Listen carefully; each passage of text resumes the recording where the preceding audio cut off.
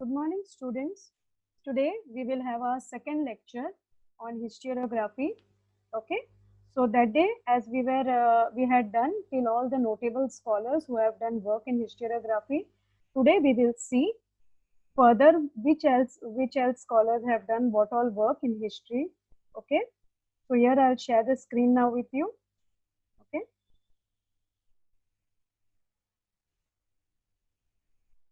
So like we had seen yesterday that day, we had seen that what all notable works whichever professors has done, like René Descartes has done. What was his? He had written book on discourse of the method. Okay, so in that he had said that till all the grounds of doubt are not excluded, यानी जो भी कोई doubts clear जब तक ना हो हम उसको पूरी तरह से सही नहीं मान सकते.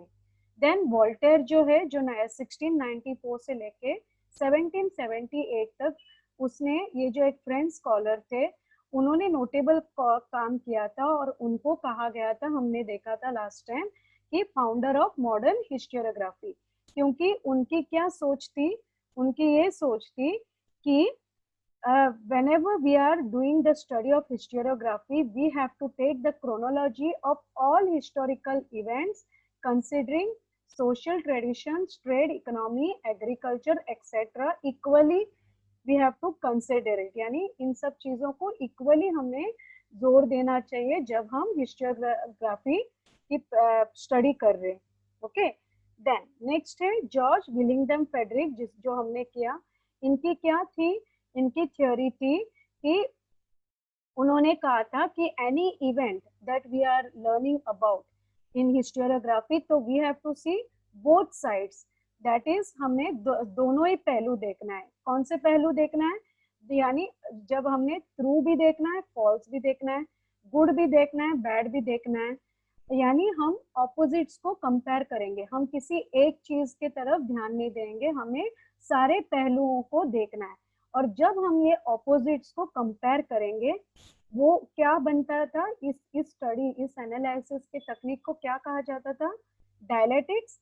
और डायलेटिक्स में वो क्या करते थे? जब वो ये ऑपोजिट्स की जो एक थियोरी जब बनाते थे, उसको बोलते थे thesis.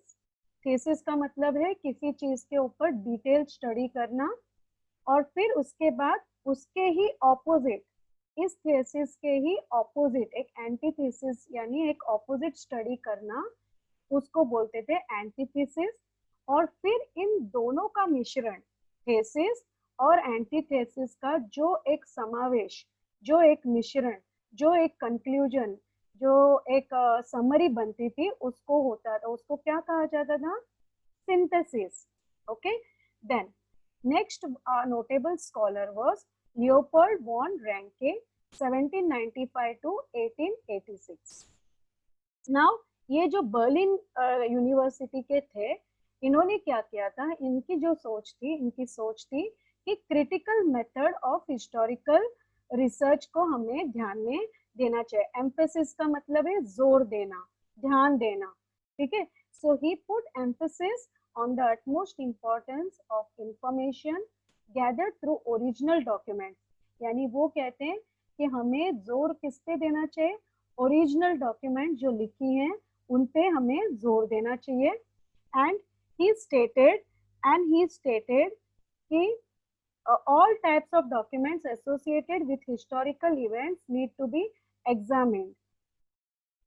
Okay. So with greatest care, he believed that it was possible to reach historical truth. Just a moment. It was possible to reach historical truth. He criticized imaginative narration, यानी काल्पनिक narration, काल्पनिक जो कहावत होती है, narrate होती है, कथा बोली जाती है, उन्होंने कहा कि हमें इस पे जोर बिल्कुल नहीं देना चाहिए.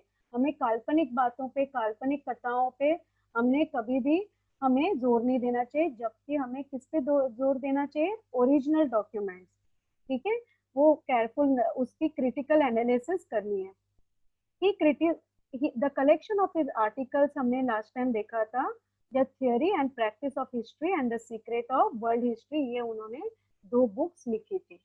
Now, next important is Karl Marx from 1880 to 1883. Just a moment, huh?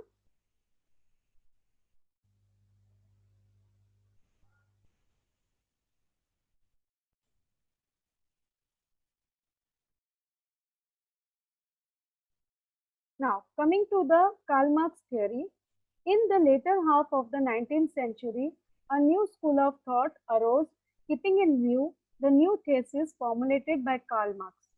According to Karl Marx, history was not about abstract ideas. उनका ये जो बहुत ही अभी कार्ल मार्क्स की जो थियरी है बहुत ही ध्यान से after George Willington Friedrich Hegel you have to see ये Karl Marx from exam point of view. Karl Marx की थियरी बहुत ही इंपॉर्टेंट है. वो आज भी अगर हम हिस्ट्री में हो या इकोनॉमीज में हो तो कार्ल मार्क्स ने जो भी लिखा था उसको बहुत ही ध्यान से हम आज भी देखते हैं. So later half of 19th century means 19th century के जो खत्म होते होते जो दूसरा हिस्सा होता है यानी एक 1950 के बाद का जो हिस्सा था तब कार्ल मार्क्स की जो थियरी है 1853 की 18 के बाद जो हुई थी एंड ऑफ 19th सेंचुरी यानी 18th सेंचुरी की जो एंडिंग के टुवर्ड्स थी तब उन्होंने ये लिखी थी. और उनका कहना क्या था, we need to not just think about abstract ideas. Abstract का मतलब क्या होता है, यानी hypothetical. Hypothetical यानी जैसे हम एक सोचते हैं कि अगर ये ऐसे होता तो, अगर वो वैसे हुआ होगा तो हमें abstract ideas नहीं, हमें real लोगों के human relationships are based by fundamental needs of people. यानी जो भी फंडामेंटल नीड्स है, फंडामेंटल क्या मतलब क्या है, बेसिक नीड्स, यानी लोगों की जो बेसिक नीड्स के आधार पर कहते हैं ह्यूमन रिलेशनशिप फॉर्म होती है. और उसके बाद क्या होता है, ownership also and the ownership as well as nature of prevalent means of production to meet those need. Prevalent का मतलब है जो उन दिनों का चलन है, जो जैसे हम कहते हैं आजकल का चलन, तो वैसे उन दिनों में जो एक वे ऑफ टेकिंग डिसीजंस या way of producing those needs of people, ये चीजें हमें ध्यान में लेना है.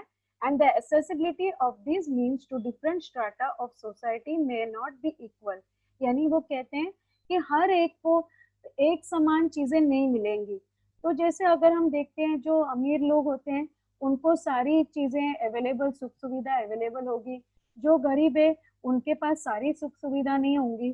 तो हमें डिफरेंट स्ट्राटा, स्ट्राटा यानी दूसरे दूसरे वर्ग के लोग, जो दूसरे दूसरे स्ट्राटा का मतलब है वर्ग, अलग अलग वर्ग के लोगों को उनके हिसाब से जो भी मिलते हैं, जो भी सुख सुविधाएं मिलती है या जो भी फैसिलिटीज मिलती है उन चीजों में इक्वालिटी नहीं होगी. तो इसके बेसिस के ऊपर क्या होगा, इनइक्वालिटी होगी. और इनइक्वालिटी हम सब जानते हैं, जब कोई चीज सेम नहीं होगी, इनइक्वालिटी होगी, तो क्या होता है, लोगों के बीच में जो भी चीजें हैं वो डिफरेंस ऑफ ओपिनियन होंगे. वो सोचेंगे कि हमें ये सारी सुख सुविधा मिली नहीं है, तो उस हिसाब से उनकी जो थॉट प्रोसेस है वो चेंज हो जाएगी. इससे क्या होगा, the division of society into classes will lead to class struggle. यानी लोगों के बीच में क्या होगा, क्लास स्ट्रगल यानी वर्ग का एक स्ट्रगल होता है. जो जैसे हम आज भी कहते हैं अमीर लोगों को सब कुछ मिलता है, गरीब लोगों को सब कुछ नहीं मिलता है, मध्यम वर्गीय लोगों को कुछ चीजें अपने से हासिल करनी पड़ती है मुश्किलों से. तो ये चीजें क्या होती है, स्ट्रगल एक होती है. And according two marks, human history is the history of class struggle.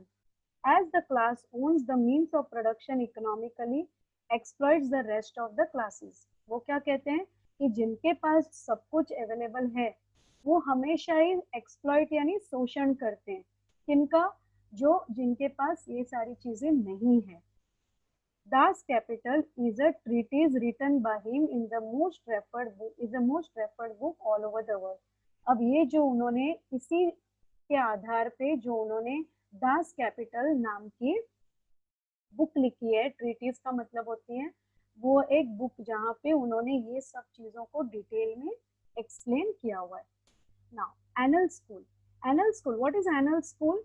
Anal school is At the onset of the 20th century, a new school of historiography arose in France, which is known as Annals School. Annals School gave a new direction to history writing. It was recognized now that history is not only about the political events, kings, great leaders, and accordingly politics, diplomacy, and wars, but also about climate, local people, agriculture, trade, technology, means of communication, social divisions, and their collective psychology, etc. In the historical times, the Annal School was started by French historian. अब Annal School क्या है? ये France में शुरू हुआ था. क्यों, कब हुआ था? जब 20th सेंचुरी में हिस्टोरियोग्राफी की इम्पोर्टेंस बढ़ने लगी. और फिर क्या हुआ, इन्होंने ये जो फ्रेंच हिस्टोरियंस थे, इन्होंने इसके ऊपर बहुत सारी रिसर्च शुरू की. क्या क्या, किन किन चीजों को ध्यान में रखकर, ना कि सिर्फ किंग्स और ग्रेट लीडर्स, लेकिन उन्होंने उस जमाने के जो पॉलिटिक्स थे, डिप्लोमेसी यानी उनकी क्या भाईचारे थे या उनके क्या समझौते थे, वॉर क्या थे, वॉर को मद्देनजर, क्लाइमेट्स क्या थे, local people, agriculture, trade, communication कैसे हुआ करता था, इन सारी चीजों को उन्होंने उसकी स्टडी करना शुरू किया. और इसके लिए बाकायदा उन्होंने एक स्कूल बना लिया, पूरी यूनिवर्सिटी बना दी फ्रांस में. Okay, now feminist historiography. What do you mean by feminist historiography? Feminist itself means related to females. अब हर वो लोग जो होते हैं जो फ्रॉम फेमिनिस्ट यानी औरतों के पॉइंट ऑफ व्यू से सोचते हैं, उनको बोलते हैं फेमिनिस्ट. यानी वो औरतों के पॉइंट ऑफ व्यू से उन लोगों की क्या ओपिनियंस है, वो क्या सोचती है, या उनके सुख सुविधा के आधार, उनके सुख सुविधा के नजरिए से देखते हैं, उसको बोलते हैं फेमिनिस्ट. तो फेमिनिज्म के नजरिए से हिस्टोरियोग्राफी का क्या मतलब है वो बता रहे. So, feminist historiography means the restructuring of the history from the perspective of women. The writings of Simone de Beauvoir helped in establishing the fundamentals of feminism. She was French. The feminist historiography emphasized यानी जोर दिया किस चीज के ऊपर, not only on the inclusion यानी सिर्फ यही include नहीं होना चाहिए of women in history, but also on the rethinking of the male dominated perspective of historiography. यानी वो कहते हैं सिर्फ हमें इसके जोर नहीं देना है कि औरतें क्या सोचते हैं, लेकिन क्योंकि जनरली हम बोलते हैं पुरुष प्रधान एक जो हमारी वर्ल्ड होती है कि पुरुषों की बहुत अहमियत होती है, तो उनके पॉइंट ऑफ व्यू से भी हिस्टोग्राफी को हमें पढ़ना है. It drove historical research to focus in depth on various aspects of women's life, such as their employment, their role in trade union, institution, working of their cause, their family life, etc. So, इन्होंने क्या किया, इन्होंने ये इस पे focus किया, in depth focus किया कि हमें वेरियस एस्पेक्ट्स विमेन्स लाइफ के ऊपर भी ध्यान देना है, जैसे कि उनकी एम्प्लॉयमेंट, फिर ट्रेड यूनियंस में भी उनको इंक्लूड करना है, institutions working for their causes, their family life etcetera. यानी in historical writings after 1990 women were portrayed यानी दर्शाता है कैसे as an independent social class.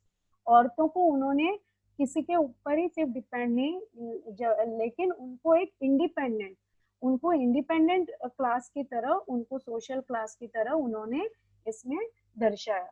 So when एक टॉपिक आया write a short note on feminist historiography, तो what will you all do, आप लोगों को बोलना है कि feminist historiography was what means of restructuring history from women's point of view. फिर आप पॉइंट्स वाइज देंगे, फिर आप कहोगे कि किसने लिखा था, ये किसने लिखा था, सिमोन दे ब्यूवर ने. फिर क्या आएगा हमारा थर्ड पॉइंट, उन्होंने कहा कि feminist historiography was not only from women's point of view but they also stressed on including the male dominated perspective of history.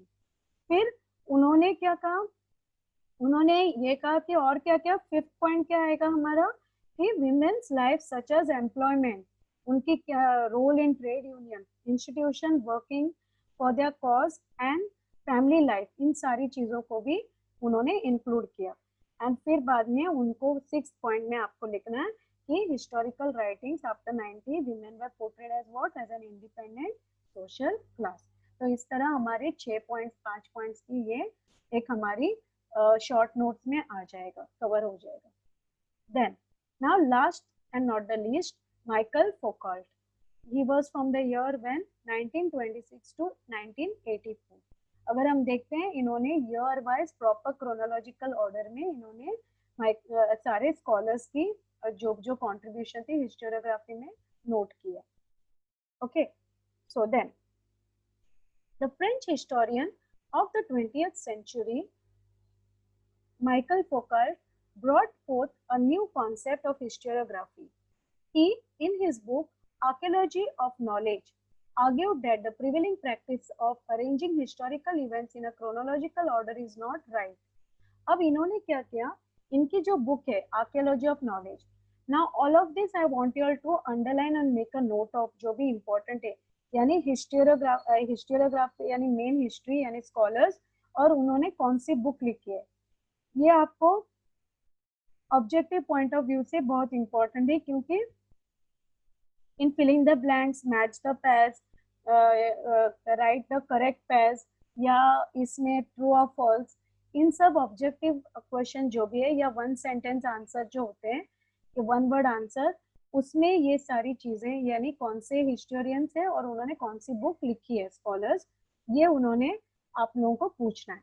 तो माइकल फोकॉल्ट ने कौन सा लिखा है, आर्कियोलॉजी ऑफ नॉलेज, और उन्होंने उसमें क्या चीजें बोलकर अपनी बात रखी है कि सिर्फ हिस्टोरिकल इवेंट्स को क्रोनोलॉजिकल ऑर्डर में अरेंज कर कर पढ़ना ये सही नहीं होगा, कह रहे हैं। वो कह रहे हैं कि ड्रीव अटेंशन, उन्होंने ध्यान कहाँ हमारा केंद्रित किया है, आकर्षित किया है, to the fact that archaeology does not strive, यानी वो इसके ऊपर डिपेंड नहीं है, स्ट्राइव यानी depending on what to reach the ultimate historical truth, but attempts to explain various transitions in the past। ये सिर्फ हमें एक सच्चाई नहीं बताता है कि पास्ट इवेंट्स में क्या क्या हुआ है, ये सिर्फ इसी के ऊपर डिपेंड नहीं है, लेकिन ये भी हमें बताता है कि ट्रांजिशंस मीन्स क्या, एक स्टेज से दूसरे स्टेज में कन्वर्ट होना। तो जैसे अगर वो ये भी हमें दर्शाता है कि जैसे अगर हम देखते हैं एक वेशभूषा ही ले लो, अब पुराने प्राचीन काल की वेशभूषा और आजकल की वेशभूषा में बहुत फर्क है कि नहीं। तो उसी तरह वो कहते हैं कि वैसे पॉलिटिकल इवेंट्स में भी ट्रांजिशन हुई होगी, उनकी अर्थव्यवस्था जो है, उनकी सोच, उनके वॉर के तरीके, यानी उनके सारी बाकी जो क्लाइमेटिक चेंजेस थे या उनकी कल्चर्स थे, इन सब में भी काफी सारे चेंजेस हुए होंगे। तो हमें सिर्फ वो एक सच्चाई जानने के इरादे से नहीं हमें हिस्ट्री को पढ़ना है, वो कहते हैं कि हमें इस इरादे से भी करना है कि हमारे जमाने से उनके जमाने से लेके हमारे जमाने में क्या क्या परिवर्तन, क्या क्या चेंजेस, क्या क्या ट्रांजिशंस हुए हैं, उनको भी हमें समझना होगा। Foucault felt that explaining the transitions in history is more important. He called his method the archaeology of knowledge। देख रहे हैं आप, बार बार ये रिपीट किया जा रहा है। उन्होंने जो अपनी मेथड है जो एक स्टडी की, उन्होंने उसका नाम क्या दिया है, आर्कियोलॉजी ऑफ नॉलेज। आर्कियोलॉजी का मतलब है बहुत ज्यादा जानकारी एक जगह इकट्ठे मिलना, ऑफ नॉलेज, किसकी, of knowledge. So Foucault subjected the so far unacknowledged areas by historians such as psychological disorders, science of medicine, prison administration, etc. to historical analysis। जैसे मैंने अभी भी कहा आपको, उन्होंने ये सारी चीजें जो है उन्होंने साइकोलॉजिकल डिसऑर्डर्स सभी के, साइंस ऑफ मेडिसिन में क्या क्या परिवर्तन हुए, प्रिजन एडमिनिस्ट्रेशन कैसे था, प्रिजन यानी जेल में कैसे वो कैदियों को या कैसे वो सारा कुछ संभालते थे, वो चीजों को भी उन्होंने उसमें अपनी एनालिसिस में इंक्लूड की। Thus the scope of historiography kept on expanding।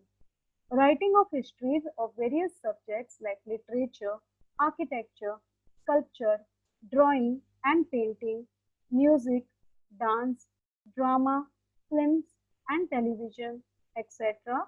came into practice.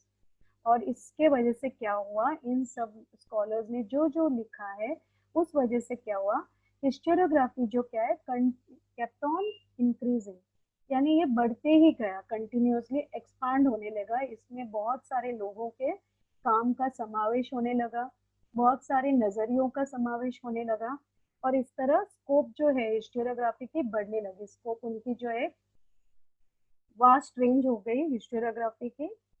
And जैसे सारे क्षेत्र में, जैसे लिटरेचर में, आर्किटेक्चर, स्कल्पचर, ड्राइंग और पेंटिंग, म्यूजिक, डांस, ड्रामा में, इन सब क्षेत्रों में भी उन्होंने रिसर्च करना शुरू किया। ओके, तो इससे हमारा ये चैप्टर 1 हिस्टोरियोग्राफी हो गया complete, explanation part. Now in the next part, ये जो पेज है आपसे मैं शेयर कर रही हूँ, गो थ्रू इट, और जो मैंने लिंक भेजी है सारे टेक्स्ट बुक्स की पीडीएफ फॉर्म में, please go and download it.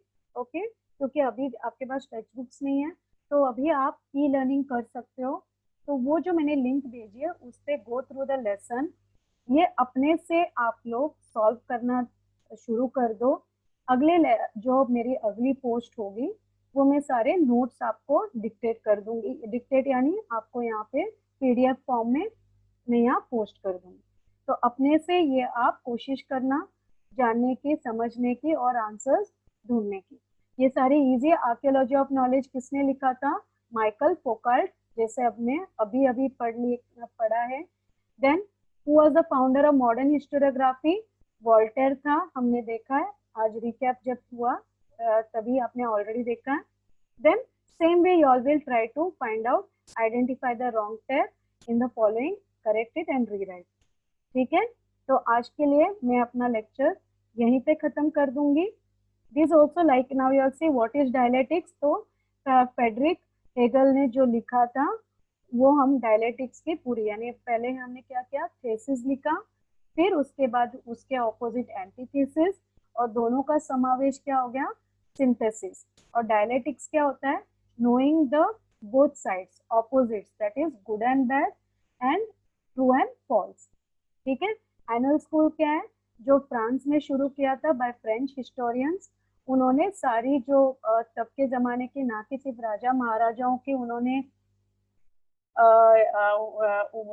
उन्होंने स्टडी की, but also politics of those times, culture of those times, climate of those times and war and other such things, उन्होंने सारी चीजों में उन्होंने पढ़ना उसमें शुरू किया था in detail.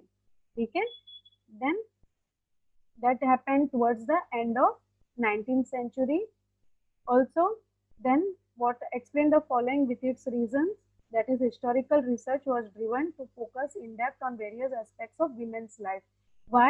Because when the feminist point of view came, that time they started seeing it from a women's perspective। okay, perspective। so now this आप लोग अपने से ध्यान दो, पढ़ना शुरू करो। Foucault called his method the archaeology of knowledge। Why did he call that?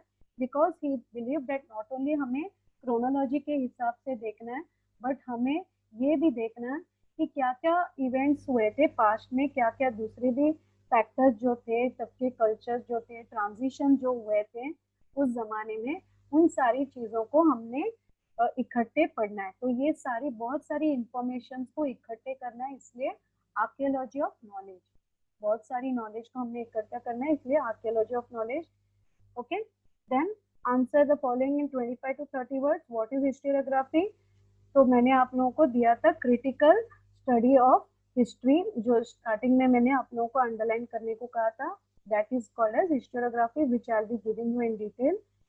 What did René Descartes insist upon? तो वो भी आपको लिखना है, उसने क्या क्या किया था, व्हाट ही इंसिस्टेड, क्या क्या उसकी सोच थी, किस चीज पे उन्होंने जोर दिया। Why is Voltaire said to be the founder of modern historiography, उनको क्यों मॉडर्न हिस्टोरियोग्राफी के फाउंडर माना जाता है, तो वो भी हमें उनके पैसेज में मिल जाएगा। So in this manner we will complete all this. And जहाँ तक होमवर्क है, अभी आपके लिए होमवर्क यही होगा, कि आप लोगों को इस सारी चीज को आपने पढ़ना है और अपने से ध्यान से सॉल्व करके बताना है। अगर आपने खुद से किया ये सारी, at least I will expect your ये सारी ऑब्जेक्टिव्स आप लोग अटेम्प्ट कर लो। It's not difficult, okay. And notable scholars में आपको ये जो है कॉन्सेप्ट चार्ट, फ्लो चार्ट जो है उसमें लिखना है। इसमें जैसे नाम आएगा वोल्टेयर का, रेन डेकार्ट, कार्ल मार्क्स, फिर माइकल फोकार्ट, फिर लियोपोल्ड वॉन रैंके, ये सारे लोगों के यहाँ नोटेबल स्कॉलर्स में नाम आपके आ जाएंगे फ्लो चार्ट में।